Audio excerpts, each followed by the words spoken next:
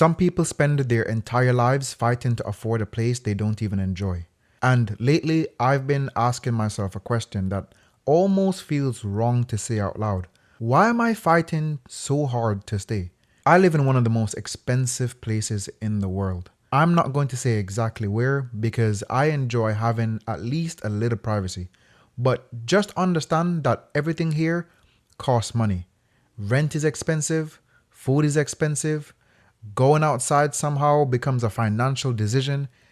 You can earn what looks like a good salary on paper and still feel completely normal once the cost of living gets involved. And for a long time, I just accepted that. This is where I was born. This is where my job is. This is where I know people. So obviously, this is where I'm supposed to spend the rest of my life trying to make everything work. But why? Why does success have to mean surviving in the most expensive environment available to you? Why do we treat moving somewhere cheaper like you gave up? Because I'm starting to think that that might be one of the dumbest pride traps we fall into. There's a concept called Geoarbitrage. It sounds like a man in a suit would charge you $4,000 to explain at a conference. But the basic idea is simple. You earn money in a place where incomes are higher, then you use the money in a place where the cost of living is lower. That's it. You're taking advantage of the fact that the same amount of money can create completely different lives depending on where you spend it. And this has become a serious part of the plan I'm building for my own life. I don't plan to stay where I currently live forever. My long-term plan is to move somewhere like Thailand, where I believe my money could go much further and where the lifestyle may suit me better. That doesn't mean Thailand is perfect, okay?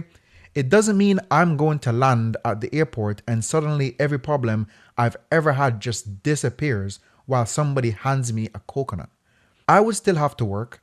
I would still need money. I would still have to deal with visas, healthcare, taxes, cultural differences, language barriers, and all the normal responsibilities that follow you regardless of how nice the beach looks. But the basic trade-off still interests me. Why would I spend decades using most of my income just to maintain an average lifestyle in an extremely expensive place if I could use the same income to build something much better somewhere else? And I already know what people are going to say. Oh, so couldn't you make it in a harder environment? Okay, and let's say that's true. Let's say I could spend my entire life proving that I'm capable of surviving on hard mode. Who exactly am I proving it to? The people watching me struggle?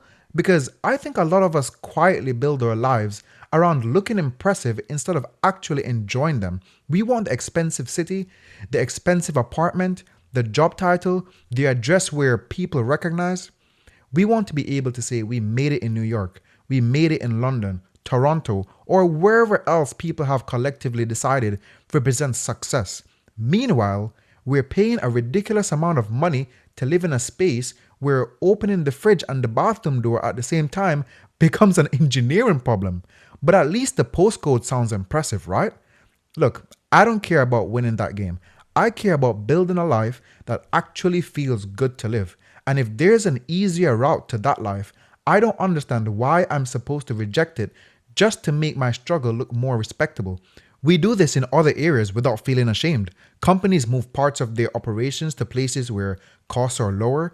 Businesses choose locations on taxes, labor, property, and access to customers. Investors move their money toward better opportunities. Nobody looks at a company reducing unnecessary expenses and says, wow, they should have stayed in the more expensive location to prove they were tough. That would be stupid, right? But when an individual tries to do the same thing with his own life, suddenly it becomes a character issue. Now you're running away. Now you couldn't compete. Now you took the easy route. Yes, I would love the easy route. Life is already difficult enough without deliberately selecting the most expensive version of it. And geo arbitrage doesn't mean you have to be moving halfway across the world. That's just the version I'm considering because it fits my circumstances.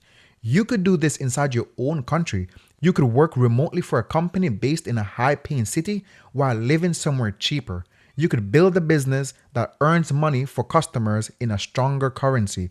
You could spend several years earning and saving aggressively in an expensive area, then take that money somewhere it has more buying power. You could move from a major city to a smaller one. Even reducing housing costs while keeping the same income is a basic form of the same idea. Imagine someone earning New York money while living in a lower cost part of the country.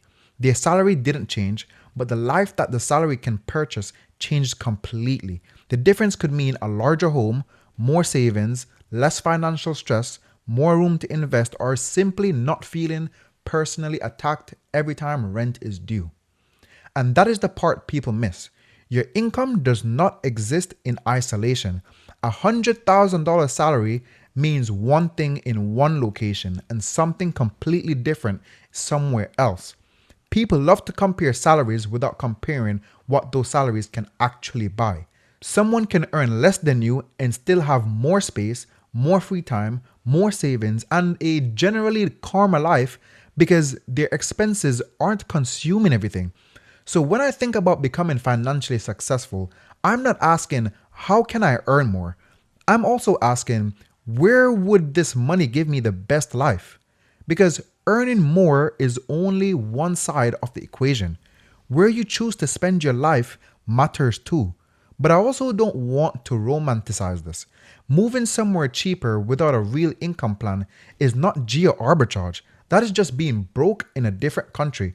The strategy only works if you can maintain income, bring assets with you, earn remotely, build a business, receive investment income, or create enough savings to support the transition. You only have to think about whether you can legally stay there, whether your career transfers, how healthcare works, what taxes you may owe, or whether the lifestyle genuinely suits you. Watching 3 videos about luxury apartments in Bangkok is not the same as having a relocation plan.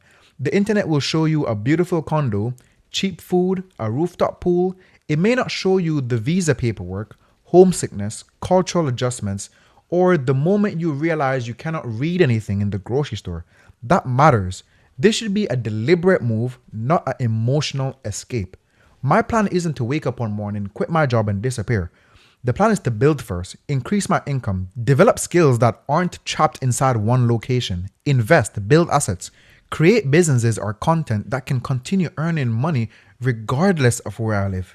You have to actually calculate what the life would cost instead of relying on some guy online who claims he lives like a king for $900 a month while leaving out 17 important details. Then, when the numbers and the lifestyle make sense, move from a position of strength. That is the difference between running away from an expensive place and using it strategically. An expensive city can still be useful. It may offer better salaries, stronger career opportunities, valuable connections, or access to industries that doesn't exist elsewhere. But that doesn't mean you have to remain there forever. You can use that environment, learn there, earn there, build there, and then take what you've created somewhere that gives you more freedom. The expensive place becomes a tool instead of a life sentence. And maybe after doing the numbers, you decide staying is worth it. Maybe your family, career, culture, and relationships matter more to you than a lower cost of living. That is completely fair. The point isn't that everybody should move to Thailand. Please don't show up there because a random man talking over a gameplay told you to. The point is where you live should be a conscious decision, not something you accept forever because it's familiar. You should at least ask whether your current location is helping you build the life you want or quietly making that life much harder than it needs to be. Because I don't want to spend the best years of my life proving that I can survive somewhere expensive.